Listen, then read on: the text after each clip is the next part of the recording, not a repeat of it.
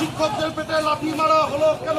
BJP জবাব দাও। শিক্ষকদের পেটে আজ আমাদের রাজ্য নেতৃত্ব নির্দেশে ছাত্র এবং যুব সবাই একত্রিত হয়ে আজকে আমরা ধিক্কার মিছিল করছি। মিছিলের মূল উদ্দেশ্য হচ্ছে আমরা দেখলাম যে কিভাবে বিরোধী রাম এবং বাম অর্থাৎ সিপিএম, আরএসপি এবং তার সাথে বিজেপি মিলিত হয়ে এই বাংলায় যে 26,000 মানুষের চাকরি গেছে, সেই চাকরি যাওয়ার যদি মূল কেউ কারণ থাকে, সেটা কিন্তু প্রশ্নটা আমাদের বিকাশ রঞ্জন ভট্টাচার্যকে করতে হবে। সে প্রশ্নটা শুভেন্দু অধিকারীকে করতে হবে, কারণ তারা এই বাংলার আজকে যে অবস্থা তার জন্য একমাত্র তারাই দায়ী।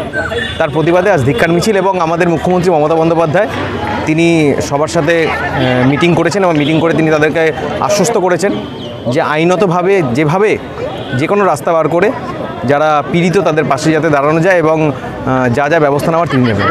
মিছিলের মাধ্যমে মূলত আজকে আপনারা সামনে আনছেন বা রাখছেন? না, আমাদের আজকে দাবির বিষয় হচ্ছে আজকে ধিক্কার মিছিল।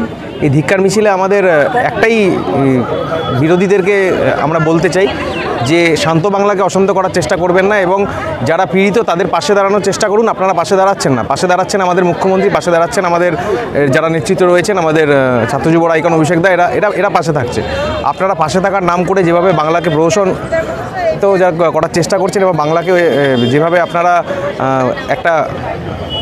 একটা অভ্যন্তরীণ অবস্থাকে আপনারা যে নষ্ট করার চেষ্টা করছেন, তারই প্রতিবাদে আজ ধিক্কার মিছিল। নামটা বলুন। অমরনাথ ঘোষ, সভাপতি, দক্ষিণ দিনাজপুর জেলা তৃণমূল ছাত্র পরিষদ।